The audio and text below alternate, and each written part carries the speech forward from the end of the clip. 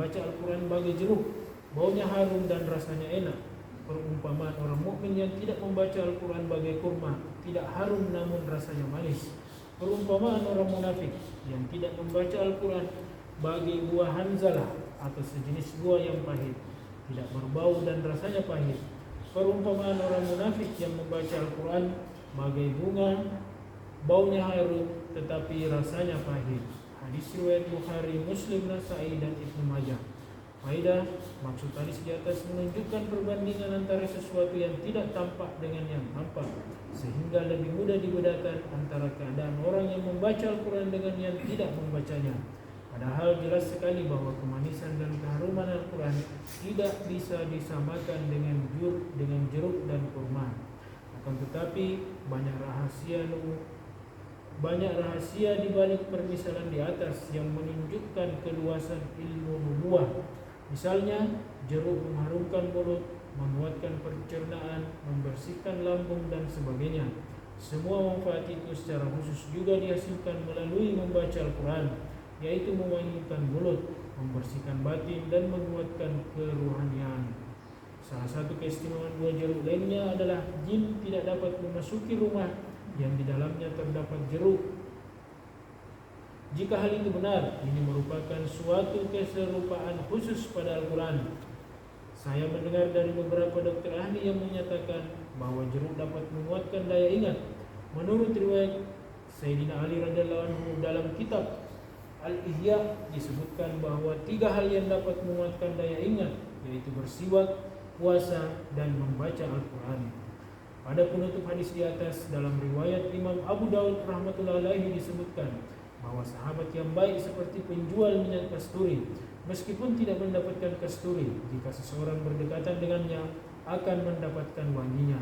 Sahabat yang buruk seperti pandai besi, meskipun tidak terkena apinya, jika seseorang berdekatan dengannya akan terkena asapnya. Oleh karena itu sangat penting untuk diperhatikan siapakah sahabat dan teman bergaul kita. Dari Sayyidina Umar bin Khattab radhiyallahu anhu, baginda Rasulullah sallallahu alaihi wasallam bersabda, sesungguhnya Allah Subhanahu wa taala mengangkat derajat beberapa kaum dengan Al-Quran ini dan merendahkan yang lainnya dengannya pula. Hadis riwayat Muslim. Faedah, barang siapa beriman kepada Al-Quran dan mengamalkannya, niscaya Allah Subhanahu wa taala akan mengangkat derajatnya dan memuliakan di dunia dan di akhirat. Barang siapa yang tidak mengamalkan Al-Quran, niscaya Allah Subhanahu wa taala akan menghinakannya. Hal itu sesuai dengan kandungan firman Allah Subhanahu wa taala dalam Al-Quran, yaitu yudillu bihi katsira wa yahdi bihi katsira. Dengan permisalan itu banyak yang disesatkan Allah, dan dengan permisalan itu pula banyak yang diberi petunjuk olehnya. Quran surah Al-Baqarah ayat ke-26. Firman Allah Subhanahu wa taala yang lain, wa nunazzilu minal Qur'ani ma huwa syifaa'un wa rahmatul lil mu'minin wa la yaziduz zalimina illa khasara. Dan kami turunkan Al-Quran, dan kami turunkan dari Al-Quran sesuatu yang menjadi obat dan rahmat bagi orang-orang yang beriman, dan Al-Quran itu tidak menambah bagi orang-orang yang zalim selain kerugian. Quran surah Al-Isra ayat ke-82.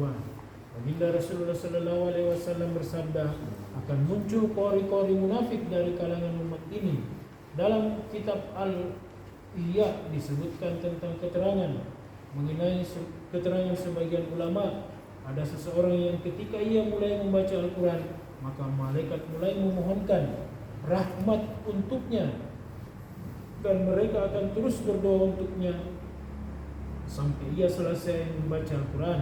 Sebaliknya, ada pula seseorang yang ketika ia memulai membaca Al-Quran, membaca suatu surat Al-Quran, namun malaikat mulai melaknatnya sampai ia selesai membaca.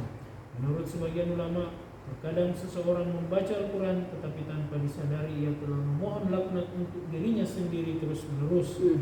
Misalnya ia membaca Al-Quran yang berbunyi, ala laknatullahi ala zalimin, ingatlah laknat Allah terhadap orang-orang yang zalim. Quran surah Hud ayat ke-18. Karena ia sendiri berbuat zalim, laknat Allah Subhanahu wa taala pun menimpanya. Atau ayat lain yang berbunyi, fanaj'al laknatallahi 'alal kazibin, maka kami jadikan laknat Allah ditimpakan kepada orang-orang yang berdusta. Quran Surah Ali Imran ayat ke-61. Karena ia sendiri berdusta, ia pun terkena laknat tersebut. Sayyidina Amir bin Wasilah radhiyallahu anhu mengatakan bahwa Sayyidina Umar radhiyallahu anhu telah mengangkat Sayyidina Nafi bin Abdul Haris radhiyallahu anhu menjadi gubernur di Mekah Mukarramah. Suatu ketika Sayyidina Umar radhiyallahu anhu bertanya kepadanya, siapakah yang engkau angkat sebagai wakilmu di Mekah? Ia menjawab, Ibnu Abzah. Sayyidina Umar radhiyallahu anhu bertanya, siapakah Ibnu Abzah itu? Jawabnya, dia seorang hamba sahaya kami yang telah kami merdekakan. Sayyidina Umar radhiyallahu anhu bertanya lagi, mengapa engkau mengangkat seorang hamba sahaya sebagai wakil? Jawabnya, ia adalah seorang hamba sahaya kami yang alim membaca Al-Quran, alim dalam faraid, dan ahli dalam memutuskan hukum. Mendengar hal itu, Sayyidina Umar radhiyallahu anhu langsung berkata, baginda Rasulullah SAW bersabda, melalui Al-Quran Allah Subhanahu Wa Taala meninggikan derajat banyak orang, dan melalui Al-Quran pula Allah Subhanahu Wa Taala merendahkan derajat banyak orang, yakni orang yang tidak memperdulikan Al-Quran. Dari Sayyidina Abdul Rahman bin Auf radhiyallahu anhu, dari baginda Rasulullah SAW, 3 hal yang akan berada di bawah arsy ilahi pada hari kiamat. 1. Al-Quran yang akan membela hamba Allah Subhanahu Wa Taala. Ia memiliki zahir dan batin. 2. Amanah. 3. Hubungan persaudaraan yang akan berseru, ingat siapa yang menyambung aku, Allah Subhanahu Wa Taala akan menyambungnya dengan rahmatnya. Siapa yang memutuskanku, Allah Subhanahu Wa Taala akan memutuskannya dari rahmatnya. Dari kitab Syarhus Sunnah. Faedah, maksud 3 hal yang akan berada di bawah arsy adalah kedekatan kepada Allah Subhanahu Wa Taala, yaitu sangat dekat di sisi Allah Subhanahu Wa Taala. Maksud membela hamba Allah Subhanahu Wa Taala ialah barang siapa yang memperhatikan Al-Quran, menunaikan hak-haknya, mengamalkan isinya, maka Al-Quran pasti akan membelanya di hadapan Allah Subhanahu Wa Taala dan akan mensyafaatinya serta menaikkan derajatnya. Maula Ali Qari rahmatullahi alaihi meriwayatkan dari Imam Tirmizi rahmatullahi alaihi bahwa Al-Quran akan memohon kepada Allah Subhanahu Wa Taala agar memberikan sepasang pakaian kepada orang yang menunaikan hak-hak Al-Quran.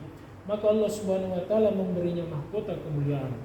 Kemudian Al-Quran meminta tambahan lagi, lalu Allah Subhanahu Wa Taala mengaruniakan kepadanya seluruh pakaian kemuliaan. Al-Quran pun berkata, ya Allah, ridailah ia. Maka Allah Subhanahu Wa Taala pun menyatakan keridaannya kepadanya. Jika kita memperoleh ridha dari orang yang kita cintai di dunia ini, rasanya tidak ada kenikmatan yang lebih besar daripada itu. Demikian juga di akhirat. Kenikmatan manakah yang dapat mengalahkan ridha Allah Subhanahu Wa Taala? Kekasih kita, mereka yang tidak memenuhi hak-hak Al-Quran, Al-Quran akan menuntutnya. Apakah engkau sudah menghormatiku? Apakah engkau sudah menunaikan hak-hakku? Tertulis di dalam Syarah Ihya, Imam Abu Hanifah rahmatullahi alaihi berkata, Al-Quran adalah dikhatamkan 2 kali dalam setahun. Mereka yang melalaikan Al-Quran hendaknya memikirkan masalah ini, yaitu bagaimana kita menjawab tuntutan yang sekeras itu, padahal maut itu pasti datang dan tidak ada tempat untuk lari darinya. Adapun maksud ia memiliki zahir dan batin. Zahir maksudnya makna Al-Quran yang dapat dipahami oleh semua orang, sedangkan batin maksudnya makna Al-Quran yang tidak setiap orang dapat memahaminya.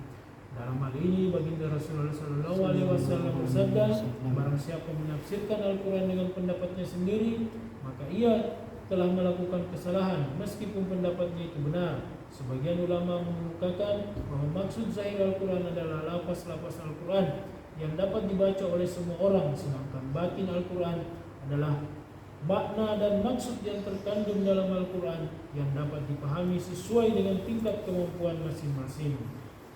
Sayyidina Ibnu Mas'ud radhiyallahu anhu berkata, jika kalian menginginkan ilmu, maka pikirkanlah dan renungkanlah makna-makna Al-Quran, karena di dalamnya terkandung ilmu orang-orang dahulu dan sekarang. Namun untuk dapat memahami maknanya, kita mesti menunaikan syarat dan adab-adabnya terlebih dahulu. Jangan seperti zaman kita sekarang ini, hanya bermodalkan pengetahuan tentang beberapa lafaz bahasa Arab, bahkan yang lebih parah lagi hanya sekedar melihat terjemahan Al-Quran. Seseorang berani berpendapat mengenai Al-Quran. Para ulama berkata, dalam menafsirkan Al-Quran diperlukan keahlian dalam 15 bidang ilmu. Saya akan meringkas ke 15 bidang ilmu itu tersebut semata-mata agar mengetahui bahwa tidak setiap orang dapat memahami makna batin Al-Quran ini. 1. Ilmu lugat atau anak Al-Quran.